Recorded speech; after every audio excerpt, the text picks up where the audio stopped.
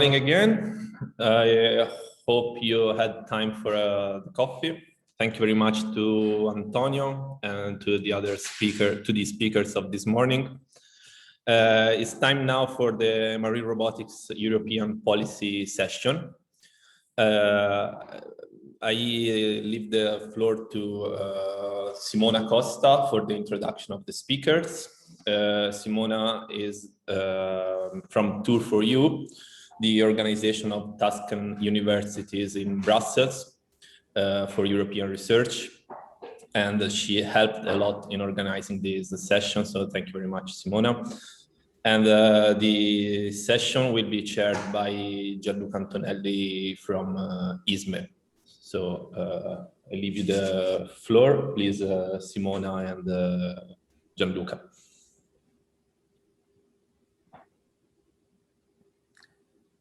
Well, good morning, everybody.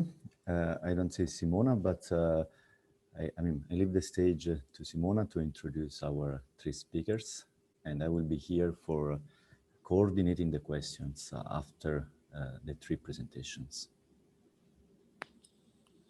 Thank you very much. Can you hear me now? Yes, perfect. Thank you very much, Gianluca, and also thank you very much to Riccardo and to all the organizers of EMRA 2021. It's really a pleasure for me to be here today, making the short introduction in this session. So welcome to all participants and to our distinguished panelists to this section on marine robotics European policy. I'm Simona Costa. I'm head of office of Tour4U, the Association of Belgian Law of the 7 universities from Tuscany region, including also the participation of Regione Toscana in the research part. And we represent the interest of the Tuscan research ecosystems.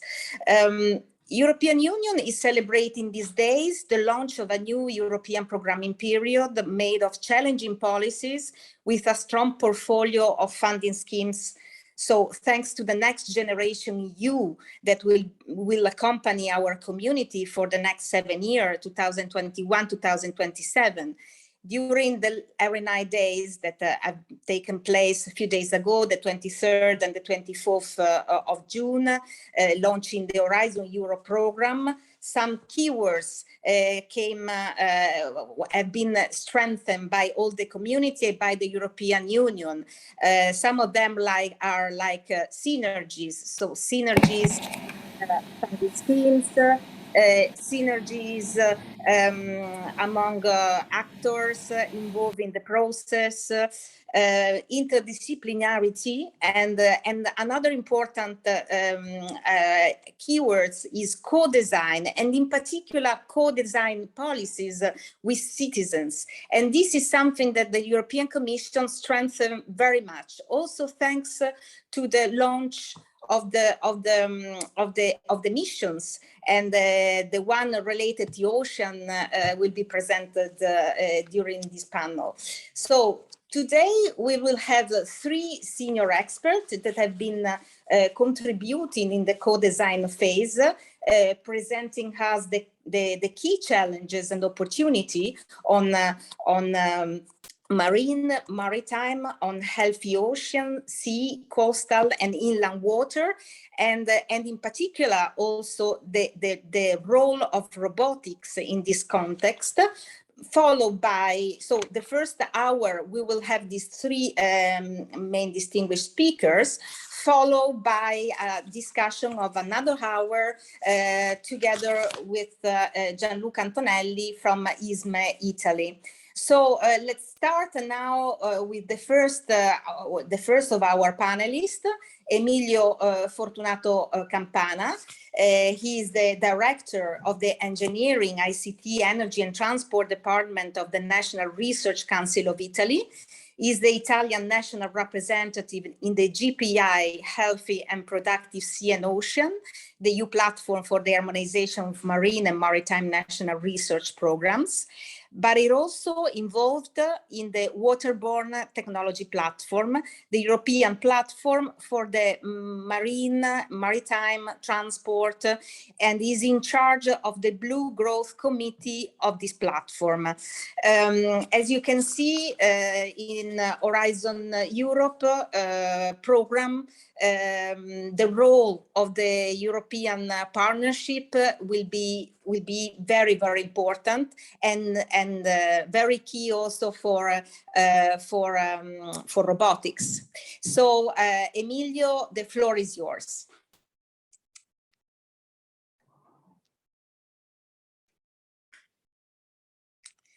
There is a problem with the microphone.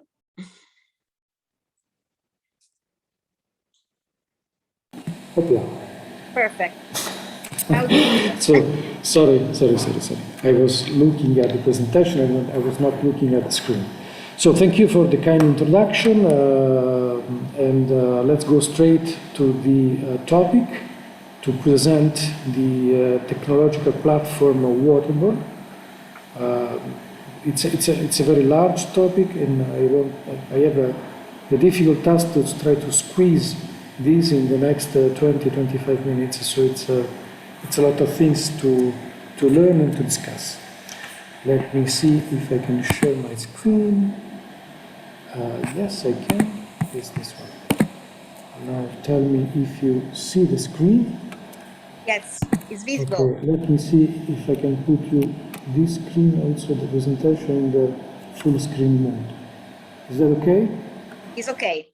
Perfect. So, the waterborne sector is a huge sector. Let me start just with this short sentence. Let me also switch off the telephone. Okay. Just to give you an idea, about 90% of the total transport of freight, goods, things, products is made by ship in the world. So, as they say, without shipping transport, half of the world will freeze, and half of the world, and the other half will die for starvation. Just to make another example, one single large transport ship, let's say a ship transporting bananas, okay? Just one big ship can transport a banana for each citizen of Europe and North America. Just to give you an idea of the dimension. Another idea it can be given by saying that the largest shipyard in the world is Hyundai. Hyundai decided to build its own ship in the 70s to ship its own production, cars, fridge, computers, whatever. And so they became the largest shipyard in the world. And the largest shipyard is in Ulsan, which is it's a relatively small town in the south of Korea. And you can see the shipyard, you can easily see from the sky, from the satellite, because it's huge, it's immense. So the ships are the largest industrial product built by the mankind.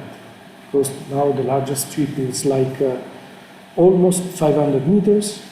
It's tall, it's about 65 meters tall. It's about 90 meters wide. So it's an immense piece of industrial production that is traveling, and these ships are traveling through the world in a constant way. So it's an immense sector which is moving the world, and is also producing CO2, of course. It's about slightly less than 3% of the CO2, the global production of the CO2. But not only this, ship is producing a lot of noise, hydrodynamic noise, underwater noise, which is immensely disturbing the life in the ocean. Okay, and this is another major problem. So we have an industrial activity which is crucial for the mankind, is crucial for the globalized world, but it is also as a large anthropological human impact. So the impact of the production and the construction and the shipping is large.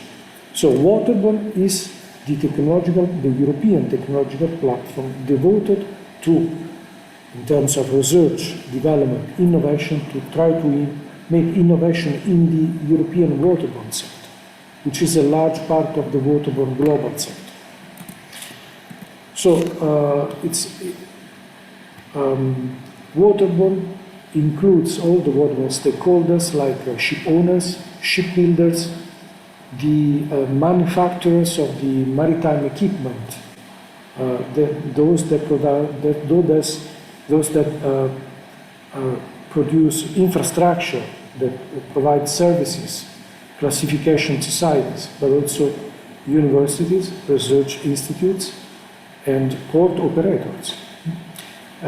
Waterborne is in constant dialogue between the European nations, the European institutions, and the member states. The common medium and long-term research and development vision is right down in the strategic research agenda. We will briefly see the strategic research and innovation agenda later. And so Waterborne is equivalent to maritime plus inland navigation plus and lakes and ports. Okay, this is just to set the scene of the of where is Waterborne working on.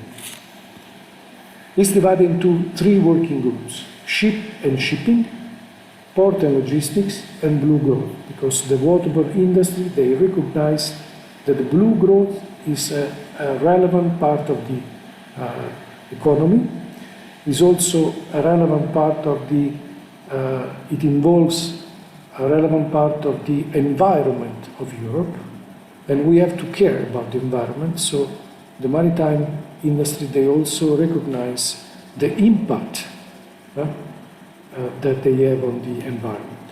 So for working on these topics, they promoted a co-programmed partnership on zero-emission waterborne transport, and we will see this in a few slides. So, what is the SRIA and how is it divided? The SRIA, the Strategic Research and Innovation Agenda for the waterborne sector in Europe. This is a global picture. Okay, so we have 3 major topics, which is the middle layer. You see. Ship and shipping, blue growth, and port and logistics. Ship and shipping is substantially, can be schematized, can be summarized into these topics: future-ready design and manufacturing of the waterborne asset. Automation,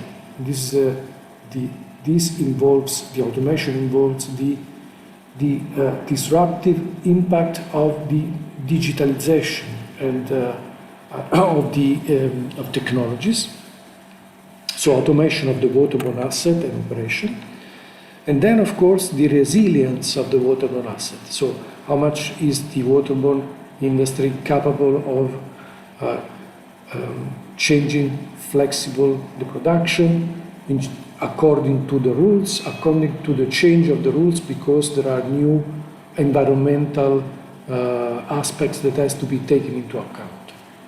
Blue growth.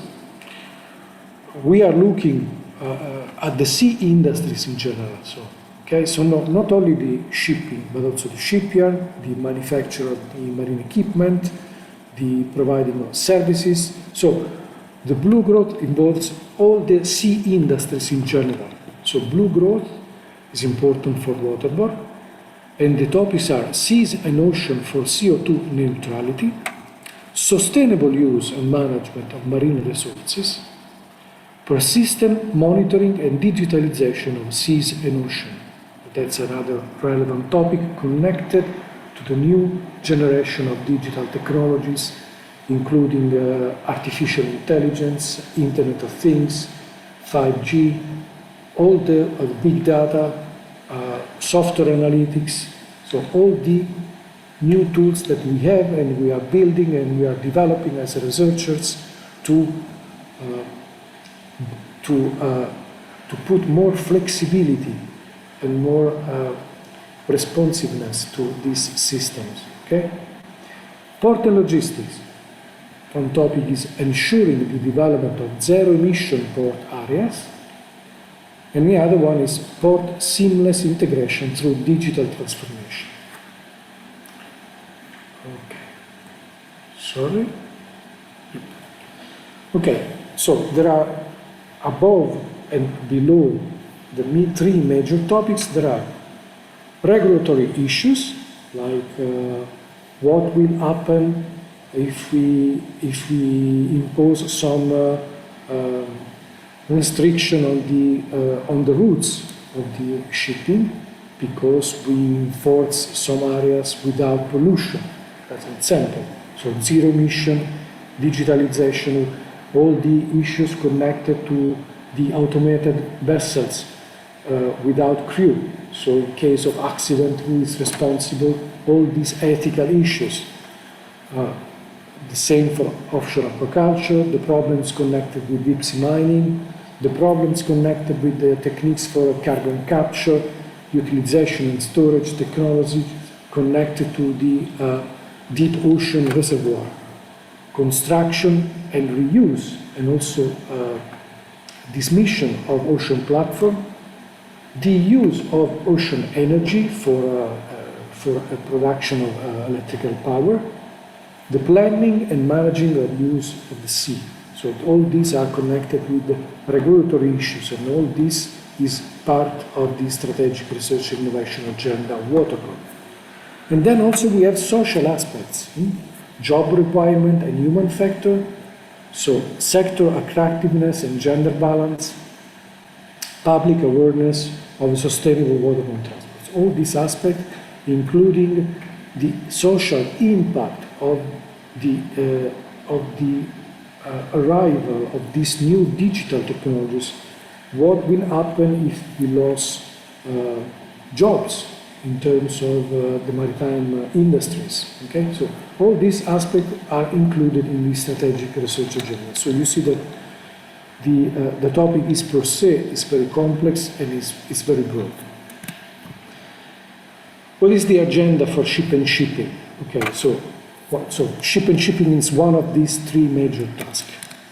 Future-ready design and manufacturing for maritime assets, including new materials, shop floor technologies, smart manufacturing. Automation of maritime assets and operation includes prerequisites for automation, system integration, and product application and business model. The resilience of the waterborne asset and operation includes design and retrofit measures, operational activity, operational practices, and emergency response to accident, emergency response measures. Okay, so these are the three pillars, and in these three pillars we have three layers for each pillar.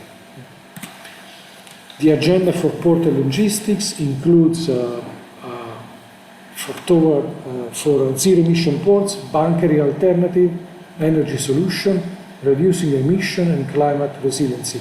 This is a resonance. This goes along with the introduction of a new fuel, all the infrastructure needed for new type of fuels with less pollution, and all the security that we need and safety that we need to introduce new fuels in the ports. And the other is the seamless integration of ports through digital transformation. The idea is that while you are moving ship through and goods through the world, you don't want to stop in the port. You want to see a smooth, constant flow of the goods from the ship through the ports, through railways and to the road transport, to the cities, to the final consumers. So digitalization, automation, and cooperation. The agenda also for the blue growth, which is the third pillar. Seas and ocean neutrality with regard to the CO2. So first of all, marine energy, ocean energy, which includes offshore wind farms, devices for the extraction of energy from waves, from tides, from currents, the use of ocean platform for a combined generation of different type of energy, the problem of storage of the energy. So it's a complex and very challenging task. The carbon capture and storage technology, especially the safety of these techniques, and the CO2 conversions techniques.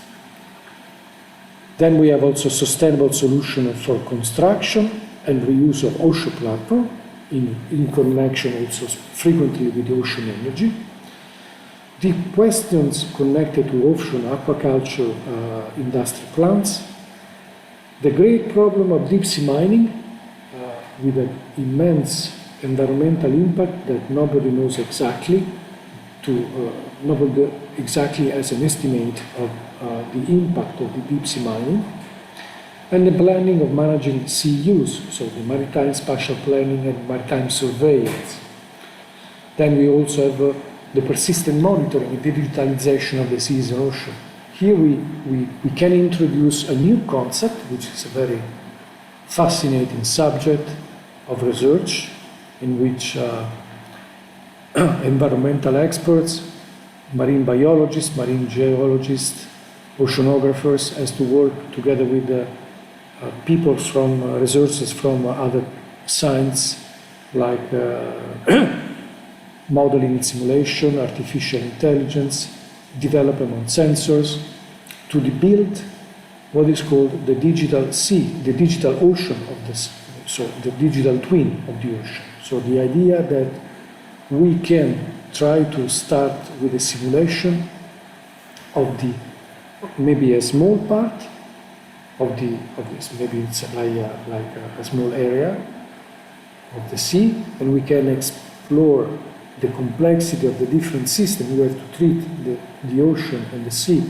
like a complex system in which we know some of the system, and then we learn from the sensors, and then we develop simulator of these systems, and then we keep learning, and then we give an intelligent support for the decision based on data.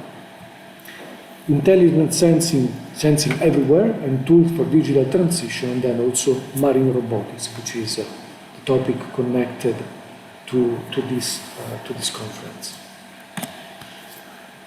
How we are working in Waterborne? So we are developing the European partnership, which is a new. Let me skip this slide and say that. Let's go here. Okay. Yes. We are developing the zero-emission waterborne transport. Okay. So there are some common ground for all the European partnership. There is a strategic orientation, so the priorities are defined as a part of the strategic planning for Horizon Europe. There is the necessity, a necessity test for European partnership compared to the additional codes, like directionality, based on agreed objectives and expected impacts, that are underpinned by the strategic and research and innovation agenda. So we define roadmaps and commitments for the partner to mobilize and contribute resources and investments. This is also another important novelty for the partnership. We have a common set of criteria along their life cycle defined in Horizon Europe, and there is the contribution of the Union, so clearly defined at the outset for the full duration of the initiative, for the initiative of the European partnership.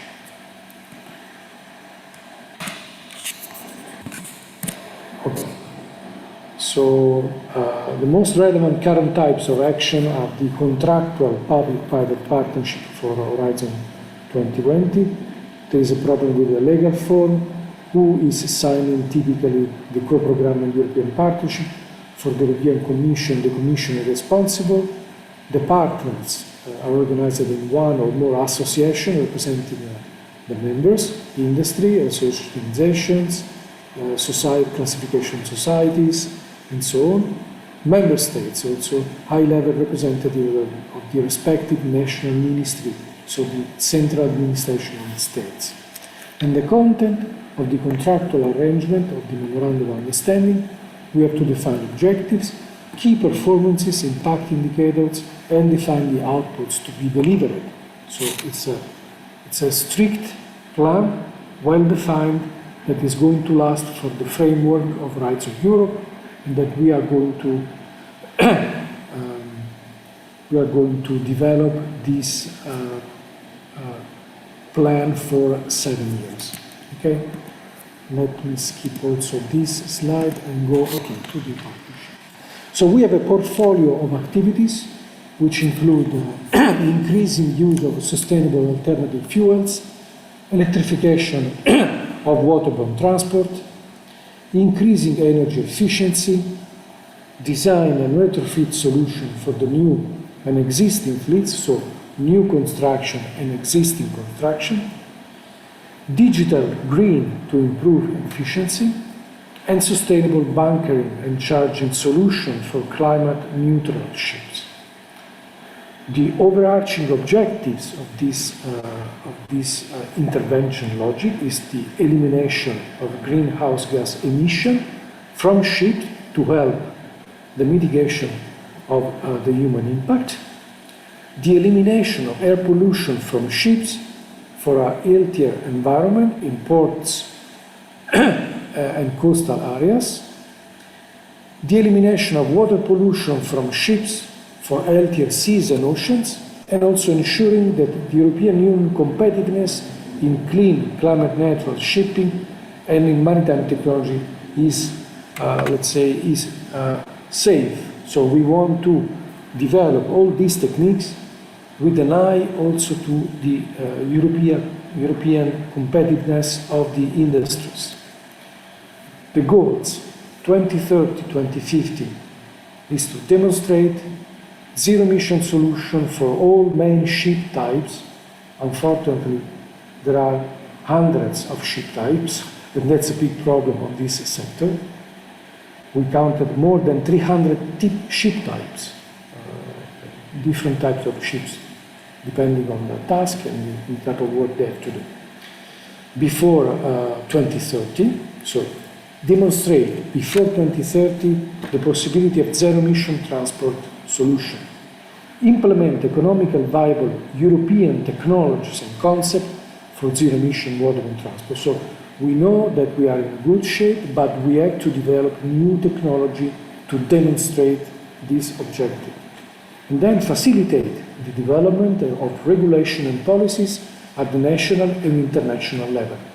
Because it's clear that if in Europe we are capable of building ships that goes to zero in the zero-emission direction, we have to be sure that also in the rest of the world, the other ships built there, they are going in the same direction. So we need international policies, specifically in connection with International Maritime Organization, which is a bureau of the United Nations that is connected to shipping and transport activities in general.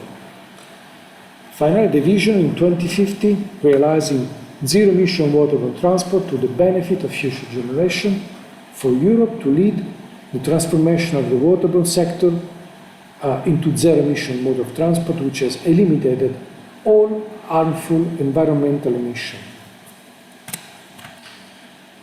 Let me give you just a few hints how we can reach this type of goal for greenhouse gas emission. Okay, develop and demonstrate solutions for use of climate neutral, sustainable alternative fuels. This is a big topic, which is connected also with circular economy, because we want to use also fuels, biofuels that are maybe connected with agriculture production. So ships with high energy demand. We have ships with big power They need large power with large engine, big engines, okay? And we have the need to move the ship with alternative fuels, to make an example. So develop and demonstrate before 2030 solution for the integration of high-capacity batteries. This is a big topic, to go to electrification of ships as a single energy source for short-distance shipping. So we start with, let's say, 150, 200 nautical miles to experiment this type of electrification for this type of transport.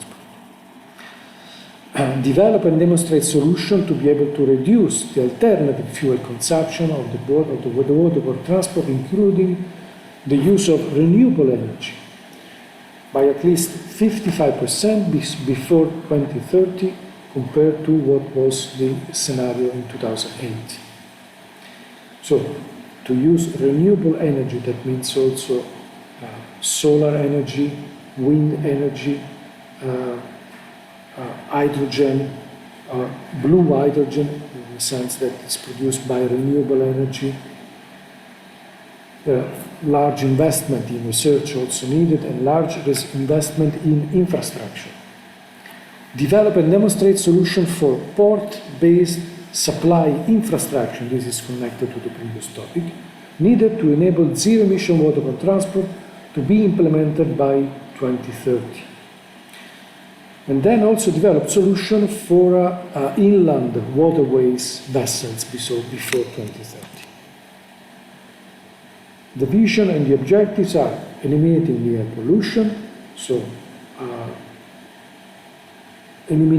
demonstrate solution for coastal and inland pollution to air from inland waterway transport and maritime shipping by at least 50% by 2030, and eliminating also water pollution, okay?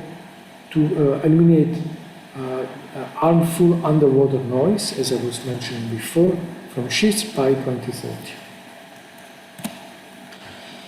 Quickly, I'm going to a few last slides, the strategic research and innovation agenda, the implementation pathway, the simplification of fleet into 6 ship types: long distance ships, cruising ships, ferries, inland vessel, short sea shipping, offshore ships, and then also make a distinction of made in trade, linear or tram service. Long distance ships, we have to talk about the retrofitting, that means modifying the existing ship. The life, let's say the life of a ship, the expected life is something in between 25 and 35 years. So when we build a ship, we have to look ahead. So we have to make intervention also on the existing ships. So we have to retrofit the ship, the actual fleet, by allowing existing vessels to use sustainable alternative fuels, wind assistance, so wind power, wind sails mounted on ships, fuel blending and dual fuel use, and energy efficiency measures. And then there are also, of course, the new construction, the new builds. So the electrification and the energy efficiency technologies in general.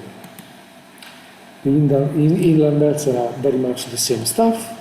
And the cruise ships, of course, these are connected with the maritime activities in the touristic sector. So there is a lot of work to do. Large cruising vessels are like small cities, more floating cities, with all the concept of smart cities included in the ship. Mostly we have to introduce batteries, fuel cells, and electrification as a major impact on this type of ships. Ferries, and then it's another fundamental aspect to transport people, not only goods. Short sea shipping is another important topic because of especially for regions like the basins. Think about the European basins, the Black Sea, the Mediterranean, the North Sea. So there are relatively short shipping, and we have to look also at this type of sector, introducing sustainable alternative fuels in connection with electrification, fuel cells, and wind assistance also in this case. So I think that I've been talking for more than 20 minutes about now, so maybe it's time to stop with the slides and to give the microphone to the next presentation. Is that right? Yes, thank you a lot, Emilio. We'll have the time for questions after the three presentations. So let me give the word to Simona again in order to introduce the second speaker. Yes, thank you very much, Gianluca.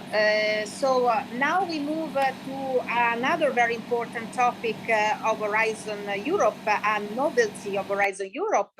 So the missions, the 5 European missions, and in particular the one on ocean and ocean, healthy ocean, sea, coast, and inland water. So our speaker is Professor Maria Cristina Pedicchio. She was the expert member of the group that was preparing the roadmap for this mission.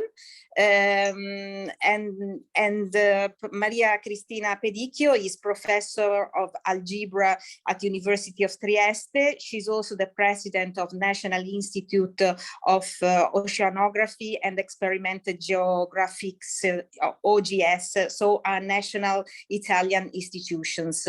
So Maria Cristina, the floor is yours. Thank you very much, Simona. Thank you for inviting me, and thank you to the organizers. So I try now to share the screen. This is always a difficult point. Let's see if you can see it. If you can confirm that you see it. Yes, perfectly. Okay, Tom, thank you very much. I will talk about this starfish mission, what it is, why the European Commission wanted to push this mission. So, sorry, I was fighting with my presentation. So this slide, you can see what is the, let's say, the theory behind this idea of missions. So Marianna Mazzucato, she's an economist. She lives in UK, and she published different studies and books on mission-oriented policy, mission-oriented research and innovation.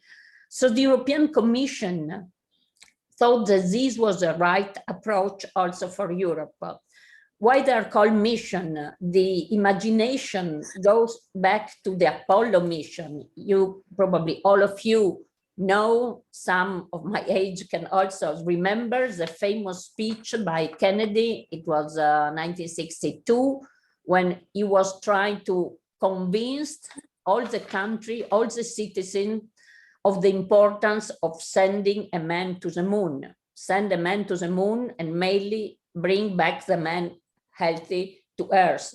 So this was the Apollo mission, a big collective effort, so ambitious idea, but realistic, with a specific time schedule. He said before this decade, and in fact in 1969, Armstrong reached the moon. So it was a big success. But the idea was to have a project that could involve a collective effort of emotion, of innovation, of technology, and putting financial contribution together from different sources. So European Commission a few years ago said, we also want our missions. We want European missions. Now think if you should decide for your institution, for your region, for your country, just a few priorities, because the point here is to choose a few ambitious but realistic, you can see interdisciplinary and so on, missions, ideas. So the Commission succeeded. We were not so sure at the time, but they succeeded. There are 5 priorities. 4 are related to environment. One is health sector, it's cancer. Cancer has been decided before the COVID pandemic. Otherwise, probably it would have been different. But the other 4, you can see, it's climate change, smart city, soil and food, and then this hydrosphere, healthy ocean, seas, coastal and inland waters. Oh, sorry. These missions are strongly related with the European Green Deal. This is a classical picture of the Commission, the European Green Deal with its objective for a sustainable future, with its social objective, no one must be left behind, with different, you can see all around, objective, and missions are a basic part to reach these results. And as you can see here, this is, as I said, is a slide of the Commission. You cannot reach the Green Deal without a healthy ocean, and healthy ocean is not possible without a healthy water system. So we discuss about hydrosphere. As Simona was saying, a board of experts has been appointed by the Commission. We worked for 1.5 years. We just finished last week our duties. So we prepared a report. Here you can see the report you can find on the site of the Commission. And the objective, that is written here again, is try to put in the blue into the green. So the strong connection with the Green Deal. I will tell you just in great lines, general lines, what is the content of this report. At first, the first part is considering why oceans, why inland waters, rivers, the hydrosphere is so important. So the first part is an analysis of ocean and waters threat. What are the main threats? You can see in this picture, clearly climate change, but mainly unsustainable human footprint. This is a main point. Inadequate governance, lack of understanding and connection. So there are these 4 main problems that have been widely investigated. In particular, the aspect related to blue economy. So the unsustainability of different kind of activities you can see here, fishing, aquaculture, energy, transportation, tourism, and so on. So all this has been investigated. We as board, for 1.5 years, had different contacts with other expert groups. There have been some foresight studies. There have been meetings in all countries. There is a general assembly with delegates from each country. For Italy, we have the colleague Francesco Regoli that is representing the Italian MARE. So all this discussion, and the point is that we must look at Green Deal, as I said, but we must strongly consider the Sustainable Development Goals. So you can see that UN SDG has become, again, a big fashion. So the 14, life below water, but not only this one. And clearly, everything must be related with the program of United Nations of the Ocean Decade that has been dedicated exactly to sustainability of the ocean science. Other comments, and this is the beginning of our report, is that we absolutely need a holistic approach to address the hydrosphere, so the water system as a whole. This is clearly very fascinating, but this is also very difficult. But we must remember that all aspects are related. And in the report, there is a strong emphasis about the importance of inland water, lakes, rivers. So we cannot look at an healthy ocean without looking at a healthy water system. So this is a general comment. Then after analyzing the main problems, we were trying to propose solution, objective. This is, in my mind, the main slide of all the report. So I stop a moment on this slide. So what can we do? The objective is restore oceans and water. To restore, oceans and water before 2030 with verification 2025, we were trying to get a few objectives. There are so many things. You are all expert in the sector, so and now we have seen in the partnership, in the platform, there are so many arguments. So we were trying to have to summarize, but also to have an image. The image that we have chosen is a starfish. So why is a starfish? A starfish, we discussed a lot in Brussels, and one of the main motivation was that all kids know and love starfish. We want to involve emotionally people, citizens. We want to have an enthusiastic participation to the missions. And we thought that also if a kid doesn't live near the sea, he knows what is a starfish. Usually kids love starfish, and if you love something, it's easy for you to protect, to love, and to take care of. So there is an emotional reason behind the starfish. And then there is this motivation also of the 5 arms that correspond to our 5 objectives. We will see them now, but these 5 arms are related. You cannot separate it. So again, you must work in a synergic way. You cannot just follow one objective without taking care of the other. Then you can see this blue circle with the main objective, restore ocean and waters. This blue circle and these 2 small arrows, this indicates the need for a circular economy process. So we need to change our economic model in a circular way. So one image with many significance. The 5 objectives that we have chosen are indicated here, but now I can show in the following slides one by one. So,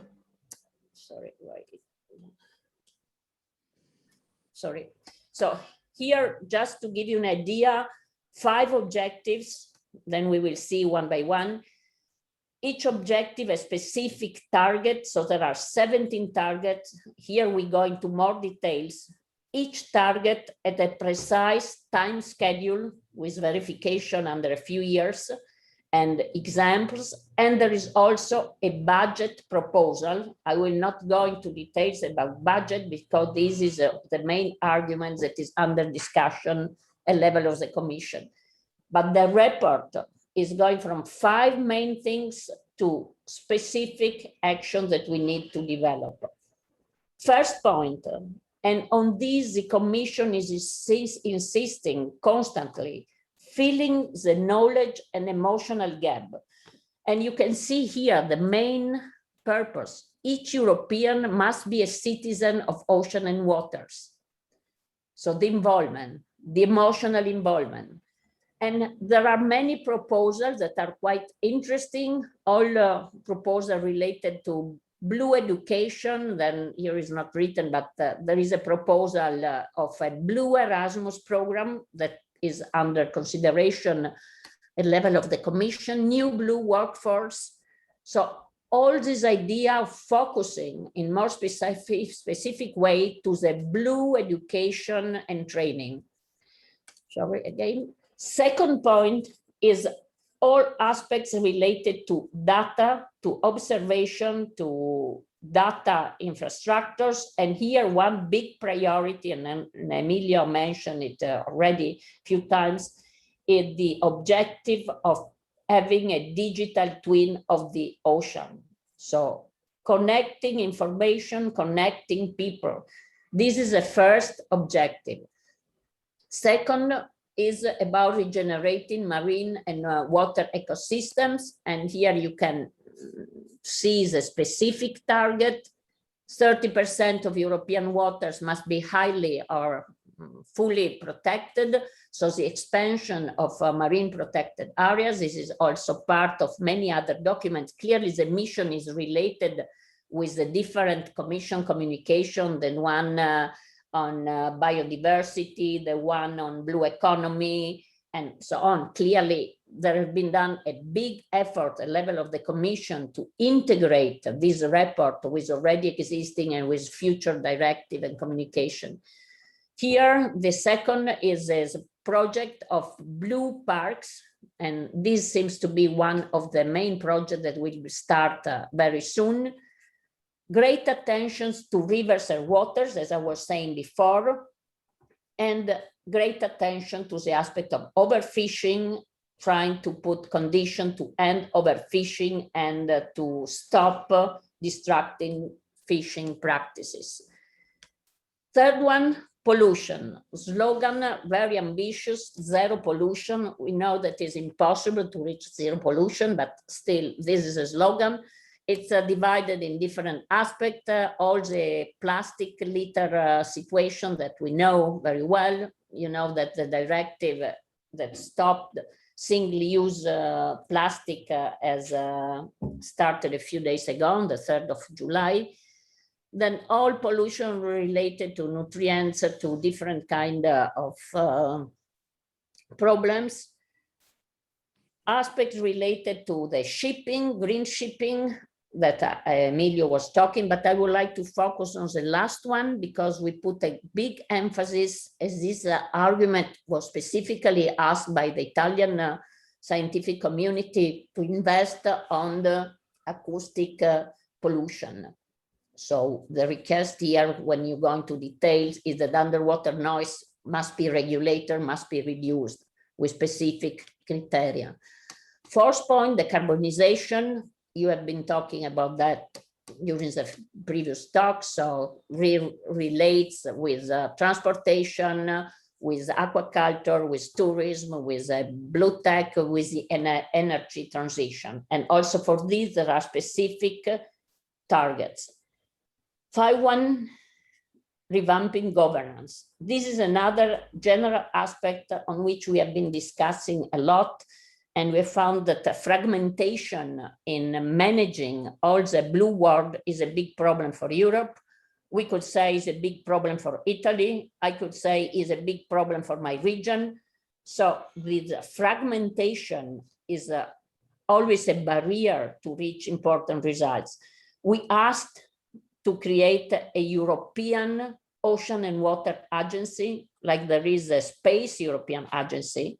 So we're saying that all the hydrosphere is as much as important as a space, and we strongly asked and pushed with different commissioners this idea of a European Ocean Agency, but I must say that this probably will not be accepted, unfortunately. And then the European leadership, or we could say in our case, Italian leaderships in different aspects, so to have a stronger connection with the United Nations initiative. So these are the 5 objectives. Now, what is happening? In this slide, you can see the situation and time schedule. So the document, the proposed missions document, has been presented at a Research Innovation Day in September 2020, has been discussed in the recent Research Innovation Days. It was virtual meeting of a few weeks ago, so it has been widely discussed with a strong support from the side of the Commissioner Gabriel, but not only from her. So this document now is done and will be included in the implementation document that the Commission is preparing. Now we are in the implementation phase from the side of the Commission. So the Commission, DG MARE and DG Research are preparing this implementation proposal. We as board have seen a preliminary version, and we hope that this summer, in next month, this will be public. The implementation plan is strongly considering, fortunately, our report, but is going in a detailed initiative for the next year. So the next step will be the approval of missions. Up to now, they are all 5 are proposed missions and not been officially accepted. Also, if you can read a lot about mission in Horizon Europe program, you can find everywhere, but officially they still must to be accepted.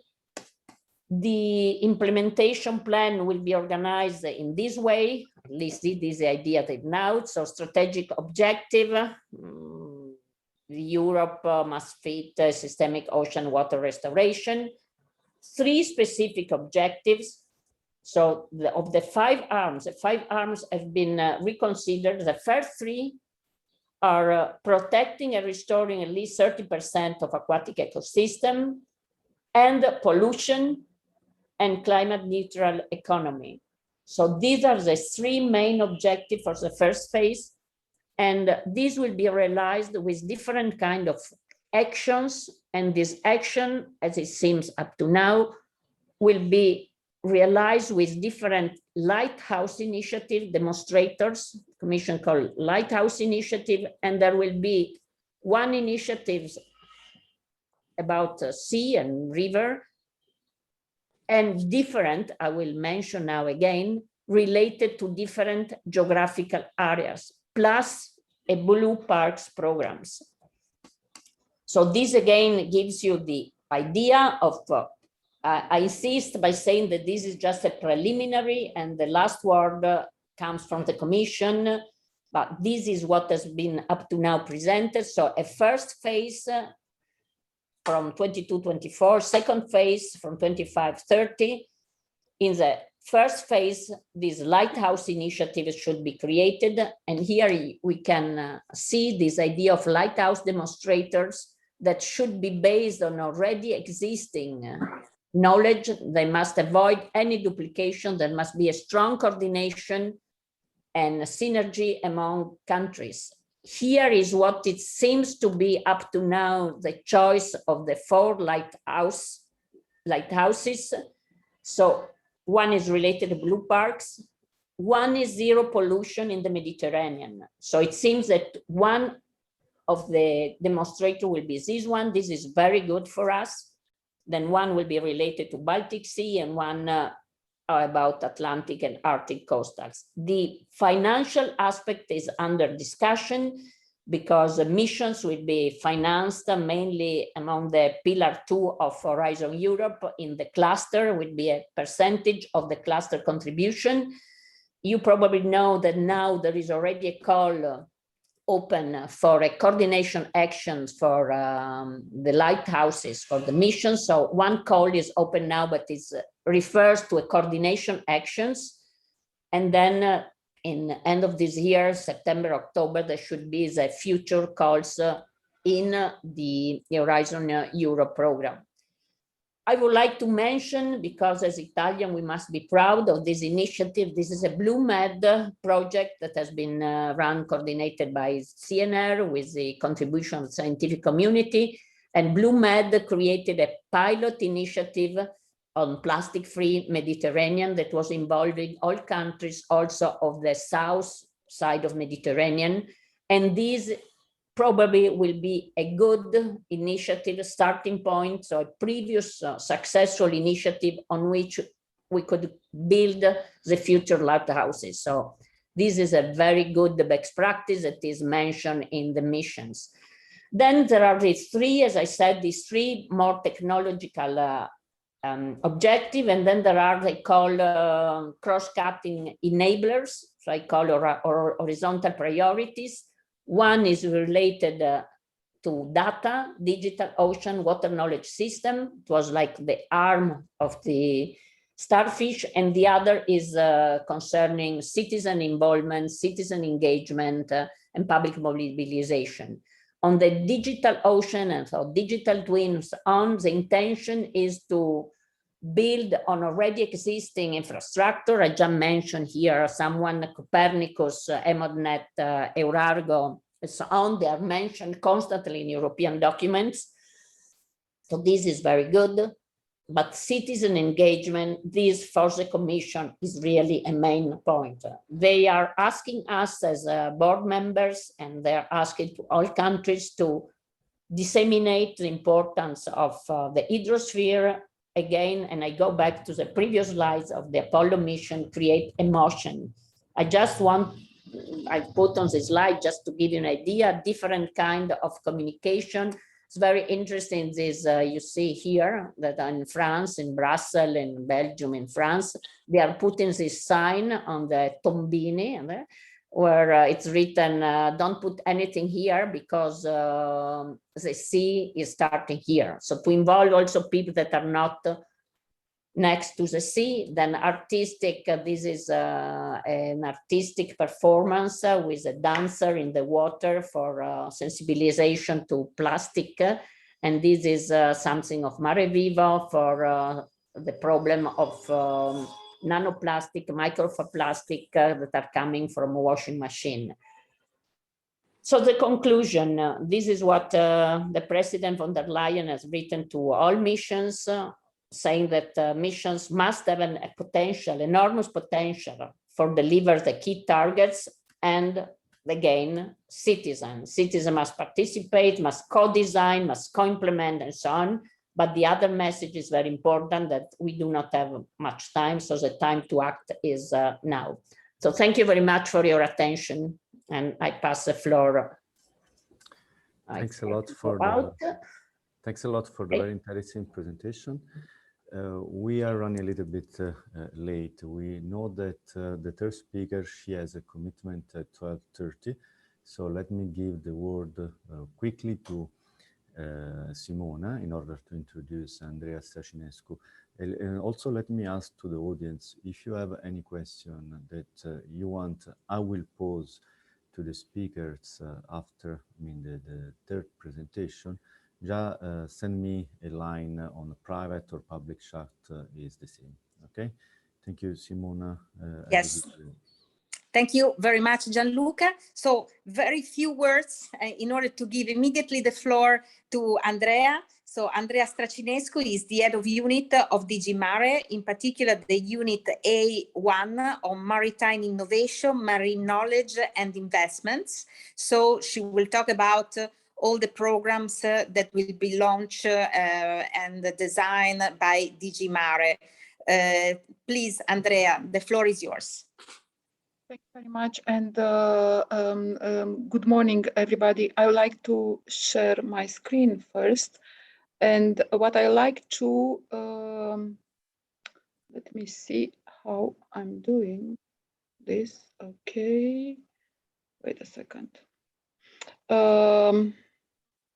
I have a small technical problem, but I will solve it. What I would like briefly to introduce to you, based on all the presentation that were previously done, it's for sure that it's quite important in all the actions that we are taking for the ocean, that first we know what is happening at the level of the ocean. And on our side, DG MARE, and not only on the Commission side, in order all of this to happen that were previously mentioned, we need to start with knowing the ocean. So what I would like briefly to introduce you, it's the work that we are doing from this perspective. Now, I think you can see my screen now, no? Yes. Yes. Okay, perfect. So there were already several elements which were previously mentioned that I will not like to repeat anymore. And in fact, the partnership on waterborne transport was already mentioned. Maria Cristina spoke already about the mission Ocean. And still we need a little bit to wait for this. So just I would like to invite you around September to look for the communication on missions, where all the elements are going to be mentioned. Of course, that then our ambition is that with the revision of the work program 2021-2022, to be able to launch the work program that will include the missions by the end of this year, and to be able to have the first actions already considered. Still, there are a lot of elements, I would say, to be defined. And the decision, of course, is going to be taken by the project group of the commissioners at the political level, and then working together with the member states to be able to have the first work program.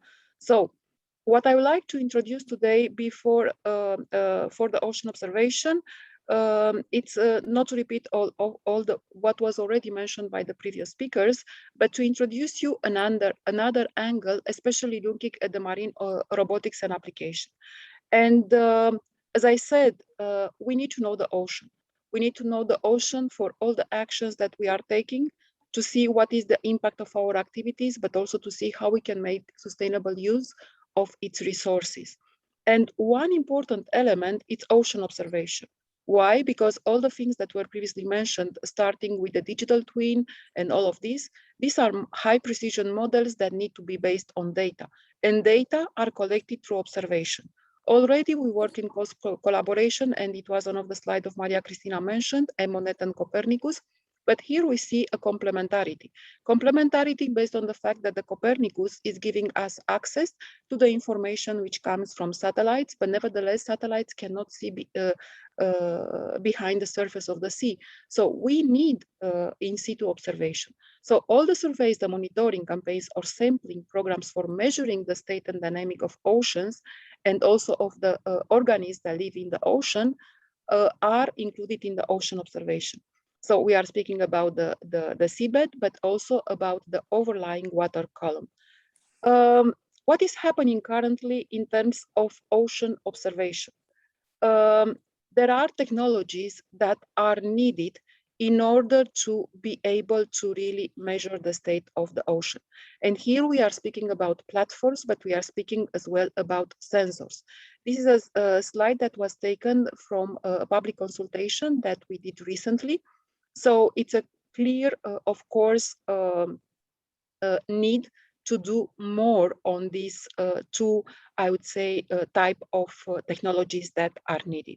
So platforms, both underwater, but also for the surface, and of course, different characteristics that are needed in order this to be able to collect all the information, the surface of the water, but also, as I mentioned, underwater.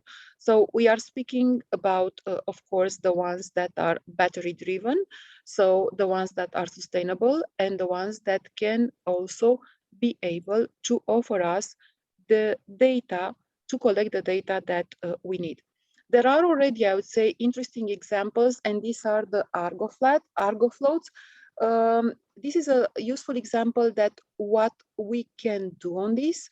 Starting with 2021, the satellite starting to measure the ocean temperature, but only by the deployment in 2007 of 3,000 Argo floats allowed us to go and to measure the temperature desalinity up to 1,000 meters. Only like this we can, and we are able to see what is happening with the ocean, what is happening with the circulation of the ocean. And we know very well that this has an extremely high relevance for all the work from the point of view of climate change and how we can address this. But these are the bases. So we need more from this perspective, and to see how we can produce Argo floats that can go even deeper, but also sensors that we need for oxygen, nitrites, chlorophyll, and acidity. So still a lot of work to be done from this perspective. If we look a little bit, where is Europe in all of this? It is for sure that we are not very well, I would say. And this is a result of the survey that was done specifically for us by the Wageningen University. And we can see that the share of the EU market for both the surface and underwater vehicles is very low.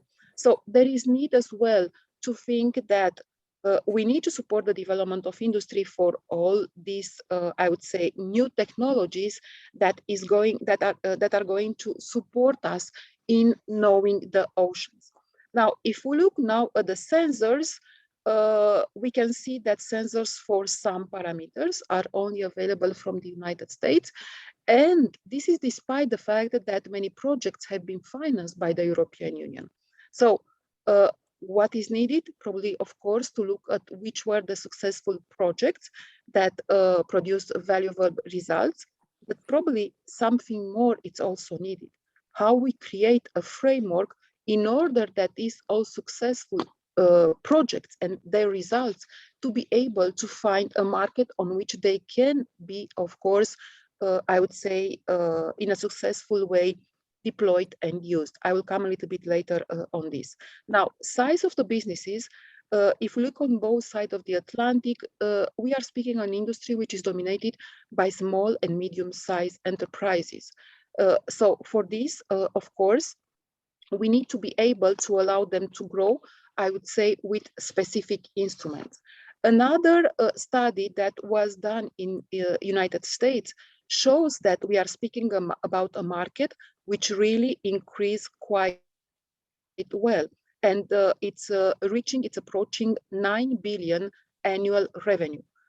We are speaking about services for measuring the ocean and services making use of this observation for different services. As an example, the environmental services. So it's a market that has not to be neglected. Now, this is a result of the study that was in 2015. It was looking which are the main markets for the ocean observation. In 2019, if we look, renewable energy was somewhere, I would say, in the middle. But in 2019, already renewable energy has moved in the first place. It's quite interesting because we know very well that in Europe, with the ambition of the European Green Deal and decarbonization by 2050, we are going to increase in a tremendous way, I would say, the amount of renewable energy coming from the sea. But of course, when you are going to select the location of the different wind farms, the offshore ones, we have to have a clear, of course, understanding what is the impact of the environment, but also as well to see which are the best one from this perspective. So what is offering ocean observation, it's beyond, I would say, that all the services that are needed for the environmental purposes, but also for all the hydrographic survey, also the ones that are done for also other research, I would say, purposes. It's also the possibility, it's also, I would say, important, the possibility, because it allows, I would say, to de-risk all the investments that are going to happen at sea. And now we are coming at the European Green Deal on the fact that we need more observation. And this is where ocean observation can support. Farm-to-fork strategy, we know very well that we are speaking about more protein coming from the sea, but beyond this, of course, for aquaculture to happening, we'll need a licensing. And for this licensing, of course, that is needed to know the environment. So supporting the risking for all the developments in the field of aquaculture, but also linked to the offshore strategy, as I previously mentioned. We know very well that the offshore strategy was launched in November last year, but also the biodiversity strategy and the need to be able to better monitor all the protected areas, climate adaptation to be able, of course, to how we can better forecast the extreme events, and not at the end, the recent launch, Zero Pollution Action Plan. We need to be able to measure all the contaminants, plastic, also, of course, chemicals, but also noise. And for this, again, as I mentioned, we'll need observation. As previously mentioned, we have most of the companies in the field that are the SMEs. And how we are supporting them, because already we spoke about Horizon, we spoke about the partnership that is offered for the waterborne transport. There is another instrument that I would like to introduce to you, and it's dedicated, of course, for the SMEs and for the startups. And this is the Blue Invest. Blue Invest, I would say, it's a community beyond all of this, but is also a technical assistance. And you can see in these slides, I would say, all the pillars on which we work in order to support the startups, the SMEs, to be able to bring their solution to the market. It's working on, I would say, building a pipeline of projects, but also it's working on bringing together all these companies to the investors who are able to offer capital in order these solutions to arrive onto the market. So we have already more than 200 companies that were provided with business coaching, and currently we have almost 200 projects in the project pipeline. We are offering, as I said, matchmaking, not only during the year, but we have also dedicated events, webinars to work with investors. We are working per sea basis, and we have our annual Blue Invest event, so always February, so mark on your agenda February 2002 for this. And also we have, and already you have 2 years of grants which were offered for the companies that were interested to have them. and of course, respecting all the criteria. Now, what is going to happen for the next period of time, it's going to move in a next, I would say, direction, because we are going to enter under the large umbrella of the InvestEU. InvestEU, that means around 100 million per year that is going to be available either under the form of grants or under the form of participation to capital in collaboration with the European Investment Fund. And this, of course, looking at, I would say, and having also integrated the sustainability criteria. You are aware that at the level of European Commission, a lot has developed recently in terms of sustainable finance, and this also includes the blue economy. These are examples of the companies which are in the pipeline, either for the part of robotics, sensors, or drones. So there are examples, I want to say, that also give you the perspective that this is a field of activity that of course, we need to continue to support, because ocean observation is the, I would say, is the base to be able to have that knowledge that is needed to know the ocean and to make sustainable use. Now, what we are doing, and what I said, it's that we need, of course, from the perspective of the European Union, to be able to bring, I would say, all the relevant stakeholders together. And we have in the pipeline, I would say, an initiative that it's foreseen to happen quite soon, probably at the beginning of next year, that it's aiming to bring together first, I would say, member states to see how can they better work together and establish which are the priorities. Currently, ocean observation is done, as I previously mentioned, by different communities for different purposes, but quite often it's not, I would say, a shared activity, and trying a little bit to work together in order to improve, of course, not only the efficiency of the process, but also to reduce the costs. Most important cost in the terms of ocean observation are the assets that are used.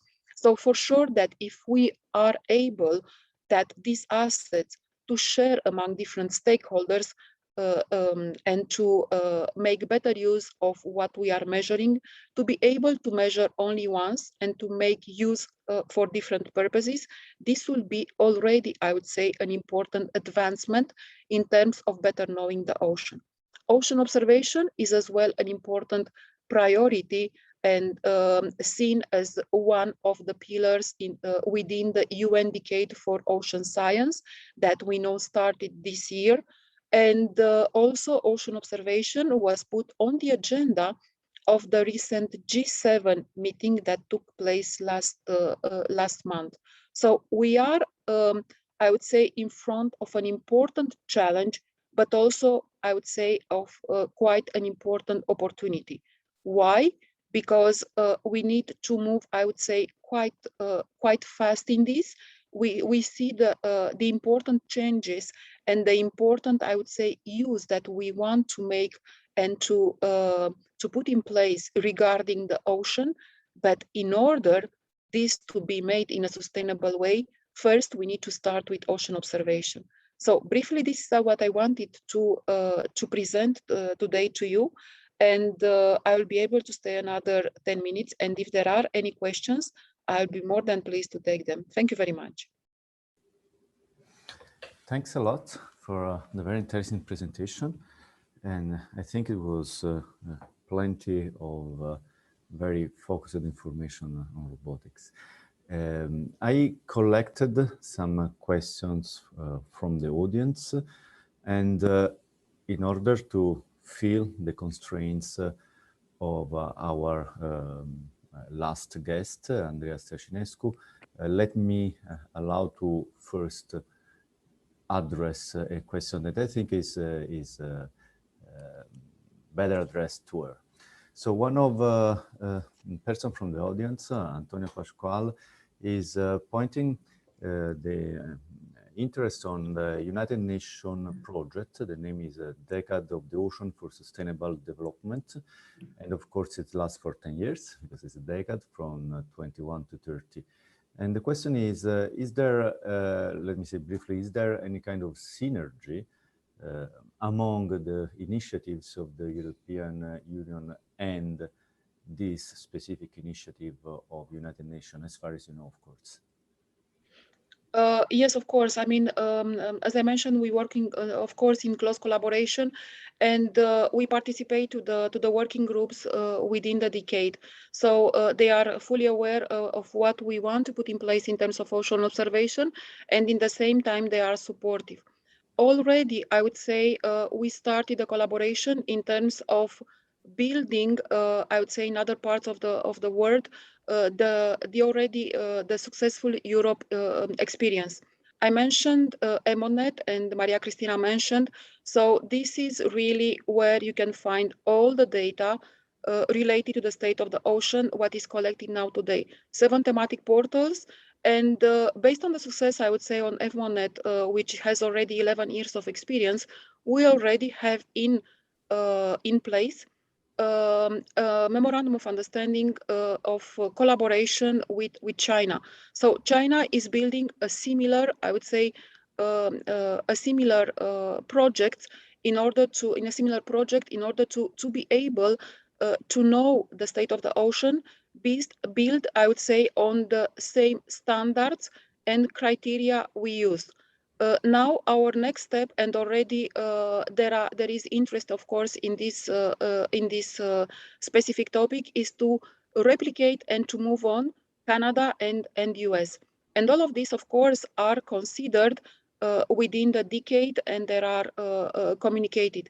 So for sure, it's only one ocean, and if we want, of course, to be able to do something on this, we need to do it together.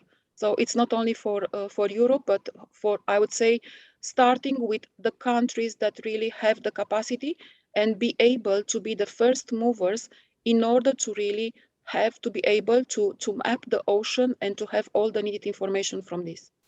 Okay, thanks a lot. The organizers told me that half of the participants to this workshop are from outside Europe. And I mean, I personally don't like a lot all these virtual conferences that we are doing, but one positive side effect is that it really increased the participation to attendees that wouldn't have been able to participate normally. So it's very useful to be aware, I wasn't aware, to be honest, of this widespread synergy on those aspects, and also to disseminate among our participants. I have one question in chat. Okay, there is one question to Cristina. Let me postpone in order to allow to have another question to Andreea Strachinescu, and so we can, I mean, leave her at 12:30 as promised, so she can feel as her constraint. It's quite specific on the what's called ocean literacy. This is the title of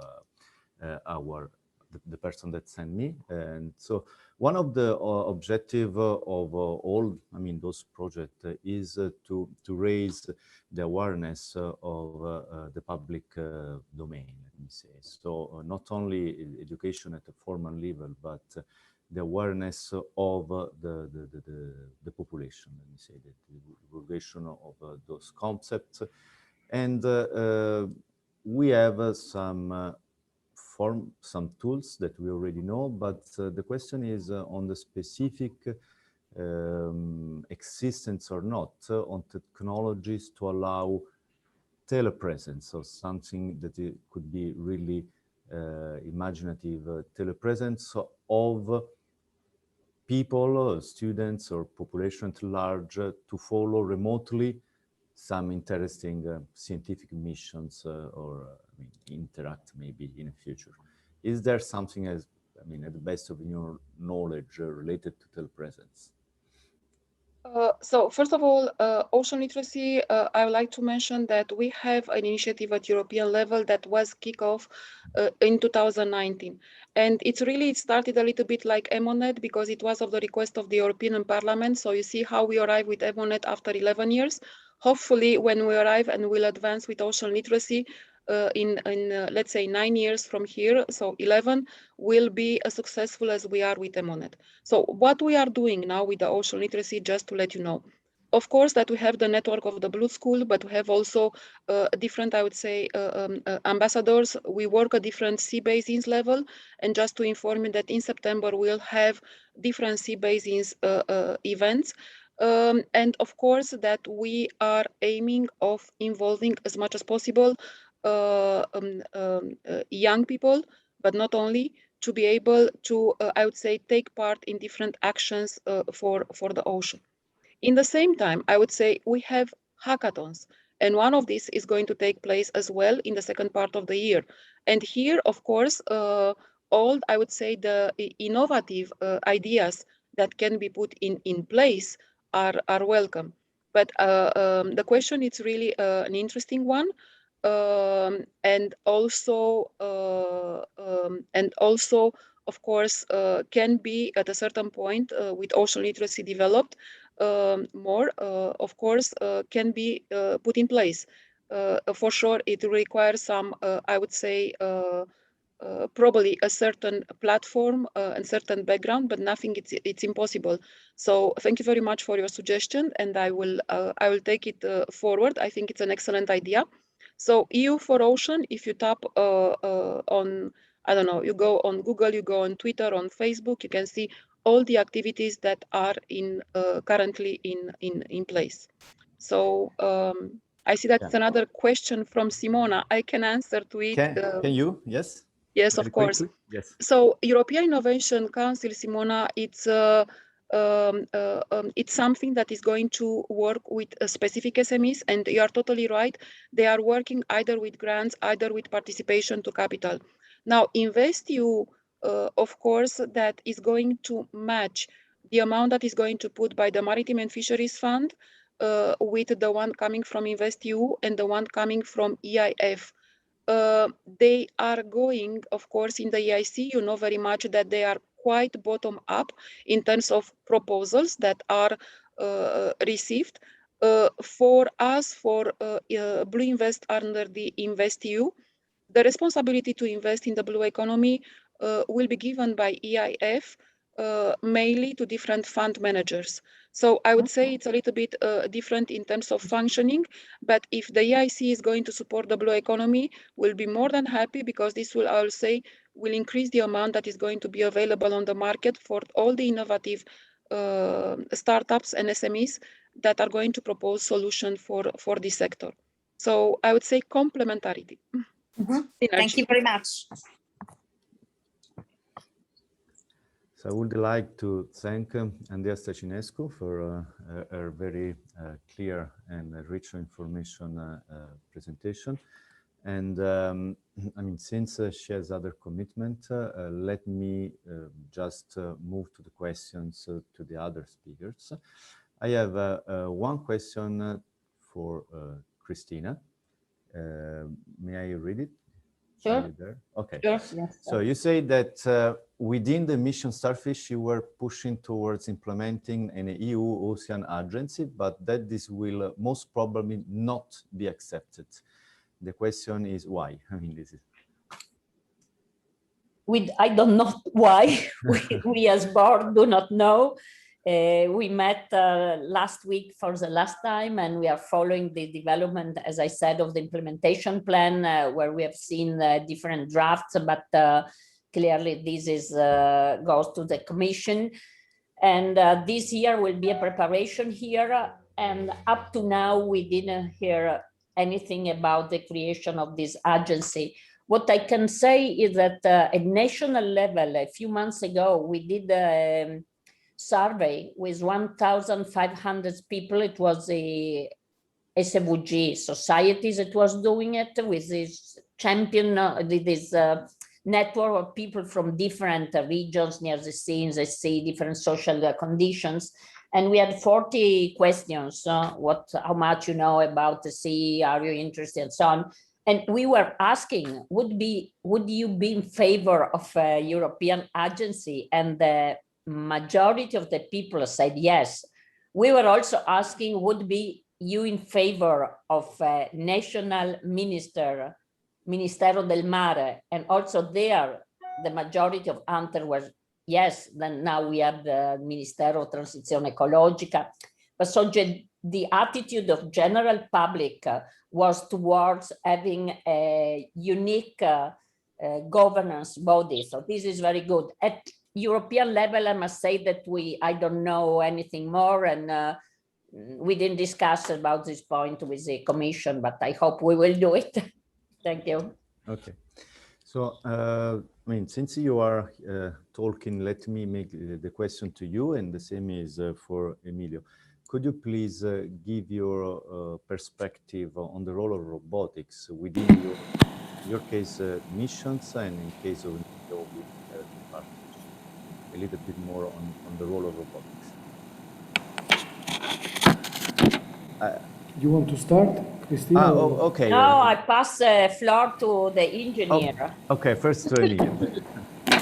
The dialogue between mathematicians and engineers it's always very interesting. So can you repeat the question? The role of robotics in shipping? Yes. In shipping? No, in the partnership. I mean, within your perspective, what you have presented. So the technology platform. Okay, so marine robotics was included in the strategic research agenda. So we have a focus on marine robotics. The connection between marine robotics and the shipping in general, the sea industries, is large. So there is a strong connection between marine robotics and the observational activities and the ocean research in general. Also in terms of defense systems. So robotics has a large application. The application connected to transport is less explored. But I see easily that, as an example, if we are talking, let me put it another way. I mentioned it before that it exists more than 300 type of ships, depending on the work they have to do. So support, logistics, cruising, ferries, RoRo, I can make it a long list, okay? Some of these ships are performing specific jobs. In terms of engineering, some of these ships can be robots. They can be substituted by floating robots. It is not the case for a container vessel, because in that case the function is to carry a huge amount of containers from one port to another port. That's only a transport problem. But insofar the application of the vessel to some specific work, like assisted maintenance of wind farm, offshore wind farm, that's an example. Okay, this can be, the ship can be substituted with a floating robots that is able to perform the mission, arrive to the floating platform, do its duty, perform the operation that has to do, connect all the information and send back to on board, to the shore, do all the check, verifying all the structure and so on and so forth, and then go back without crew. So if we think in terms of the current robot generation, I don't see a strong application. But of course, we have to develop a new vision of what a robot can be. A ship can be a robot.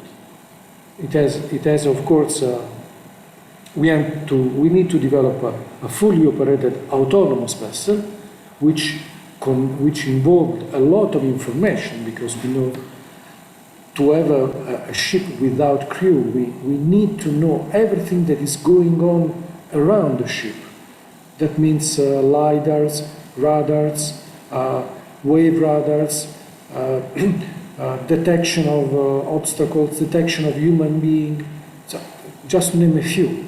We have to completely understand the environment and have a notion of the maritime environment around sea, weather, waves, direction of the waves, shallow water. It's a large quantity of information that has to be elaborated on board in real time. Okay, so we need and then sent back to onshore. So we need 5G, maybe is not enough. So we might need 6G. You know that 5G is just a matter of a few years now.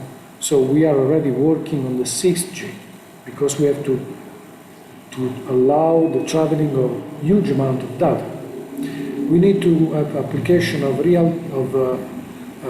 artificial reality, virtual reality, mixed reality, because the person onshore, they have to see what the ship is looking at, but also including a number of different type of information which is not connected with what we actually would see if we were on board. So we need to add the vision with information about the structure, the maritime condition, the weather, the waves, the currents, temperature, whatever. And then we need algorithms capable of working on all this information in real time. So we need a fast computer, so HPC, cloud computer, the concept of edge computer, so that we can compute large amount of computation on board the ship, on board the autonomous vessel, so that we can be able to transmit back to onshore also already elaborated information, so that onshore can be less, there can be less burden on something that has to be computed. So we have a number of different technology that is needed to reach this goal. So but let me see. Yes, so, no, sorry. No, I just want to, let me make just a comment on the observation systems in general, okay?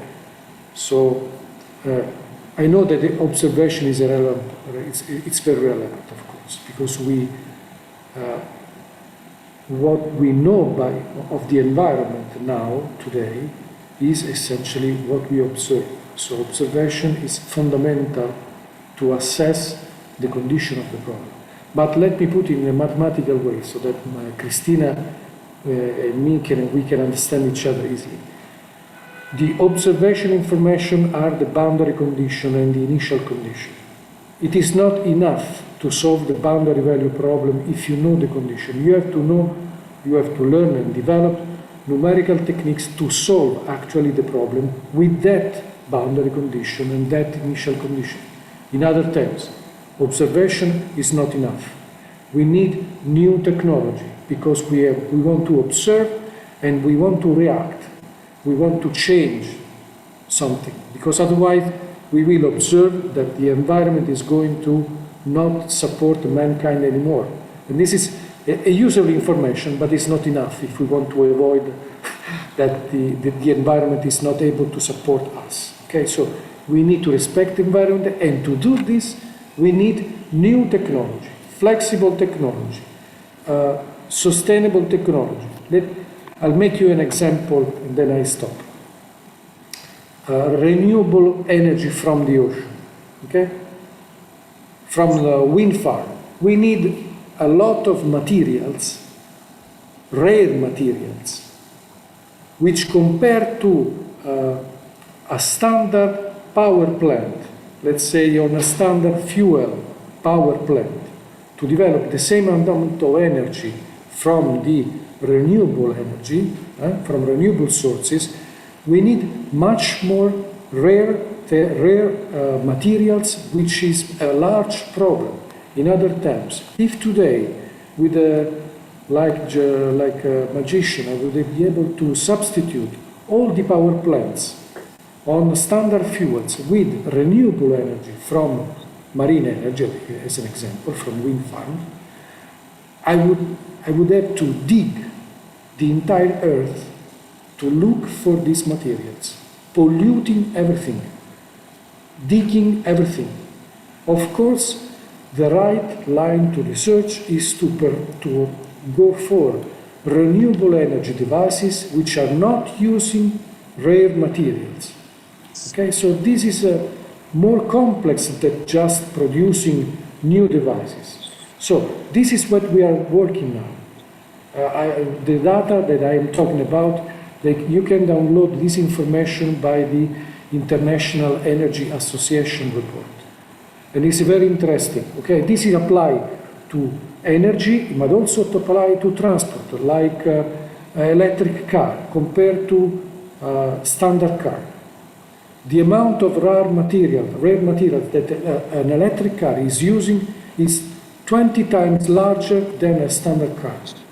And so if we substitute all the cars with electric cars, immediately we have a big problem, because we have to dig the entire planet. I think this is very impressive. I personally did not know it, and it's quite impressive. Thank you. And also, I mean, thank you for your view on robotics and also observation. This is, I believe, the right community, and I think the audience, appreciate it, because state estimate robotics and new technologies this is what we do. The audience does every day. May I ask this to Cristina Pedicchio? The role of robotics within the mission framework. Before answering, I would like just to congratulate for the very nice, very effective communication on the graphics design of the starfish that you explained very well. I mean, I think it's very effective. Oh, thank you. Just a few comments. In the mission, I was just checking now again, also in our document, there are not so many explicit references to marine robotics somehow included in the observation system and in the need to develop infrastructures. But I would like to comment on what Emilio said, because you mentioned this aspect of rare materials that I think is incredibly important, and people do not know. You mentioned it very, very well, but this is a cultural and social problem. This information, I ask very often to my colleagues, well, what do you think? Exactly what you mentioned, Emilio. People are not involved. And I do a very simple example. When plastic was produced, NAFTA, Nobel Prize, and so on, plastic was so beautiful because it was indestructible. This was a main word, indestructible. After 70 years, now we realize that it's indestructible and in fact is still there. So for any new technology, we should be able to add to the technical aspect also a social, economic investigation on medium long term. As you said, Emilio, if we change all vector, everybody now wants to have an electric one. If everybody would change, it would be a disaster for the world. So here we need a cultural and educational program that is also investigating on this aspect. And concerning robotics, just a small, I want to share with you just a small experience. The Central European Initiative, that is an international forum with 20 countries of mainly Central Europe and Eastern Balkans, launched a project 1 month ago for schools on sustainability. So you schools, there were 70, 80 answers. Propose something related to sustainability that you would like to do.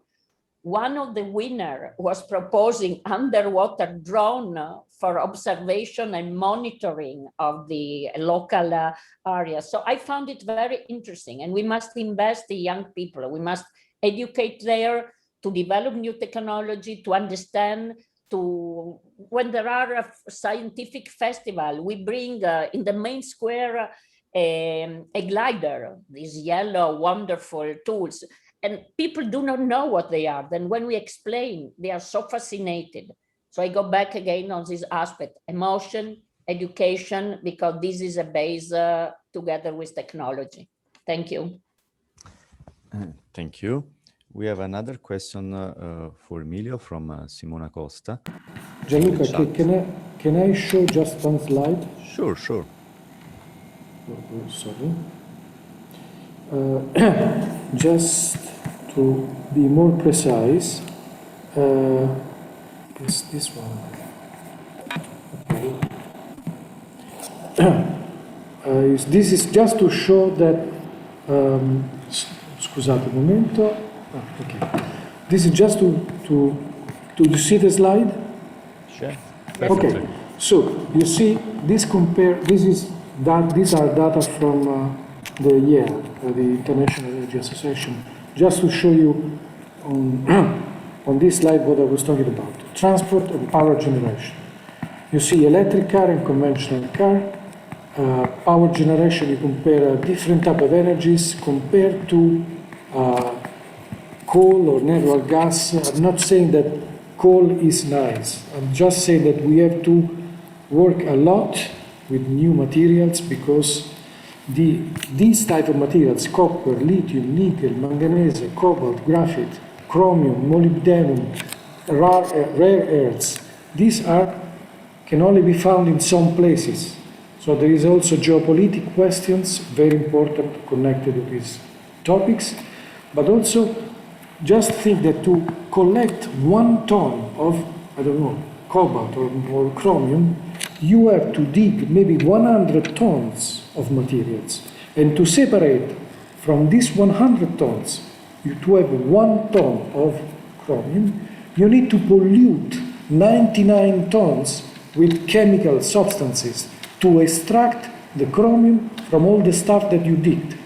So it's a huge amount of pollution, which is worse than what we can think in terms of CO2 or other dangerous emissions. So we have to be aware of all this information before accepting changes in the long term, because this is a very important topic in research. This is what I want to stress in a very strong form.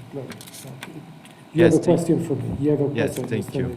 I mean, we should look beyond and any change as... Yes, so you have another question, right? Yes, I don't know why I've been muted. Okay, so the question is from Simona Costa. When do calls will be published? This is for you, Emilio.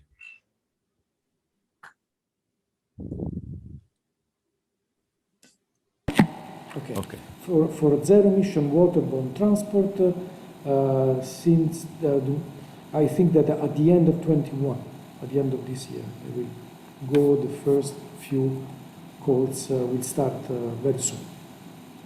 And this will be on the website of Waterborne technology platform? Oh, they will start together, all the 3 major lines, okay? But the pillar is zero-emission waterborne transport, okay? So this will be the major topic. All the layer connected to, let me go back to the slide. Okay.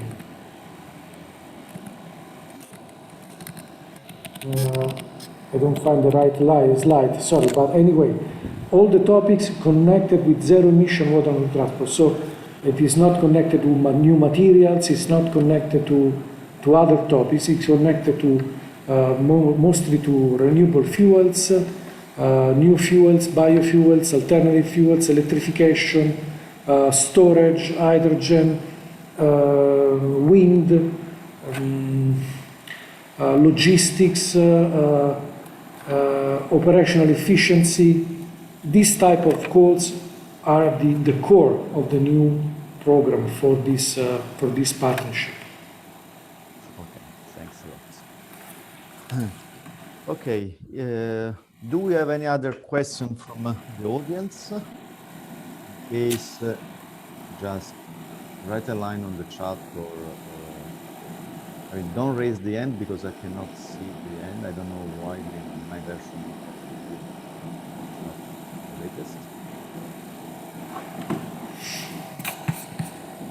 Okay, if this is not the case, I would like to... Yes. Can I ask? Sure.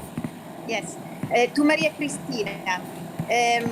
So I saw that there will be a draft work program, a publication of on the work program for mission, a coordinate action. And then you talk also about the demonstrators and lighthouses. So these will be 2 different calls, right? And are they going to publish both in parallel at the same time? or it will be something with different deadlines. And the first generic call for proposal, it will be for preparing the roadmap, for example, or what is expected. Thank you.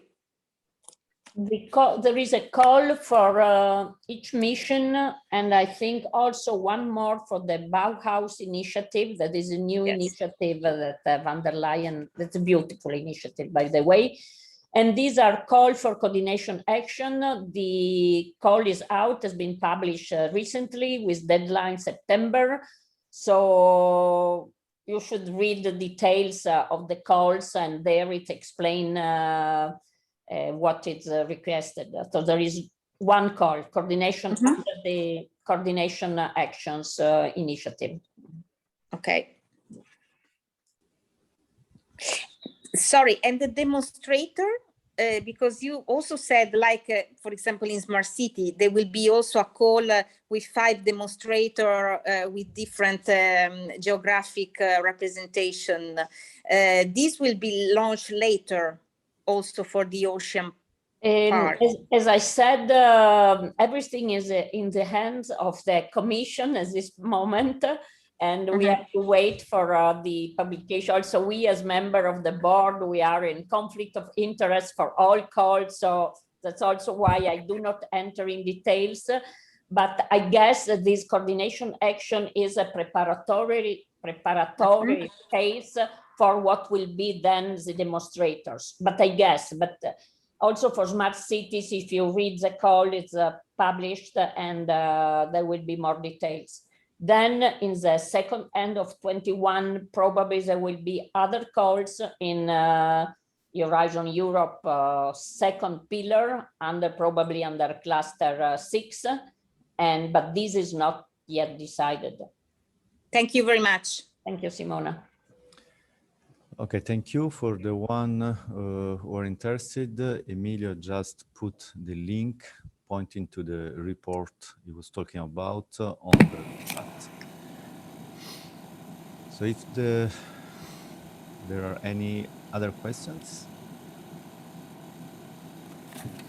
Okay, this is not the case. In presence, I would ask for a round of applause. This is virtual, unfortunately, but let me thank the 3 speakers, because all the 3 presentations have been really interesting and rich of information. For the attendee of EMRA, the next meeting is at 2:20, so there is a lunch break now. Thanks again, and thank you. See you soon. Grazie. Ciao. Arrivederci. Grazie. Arrivederci.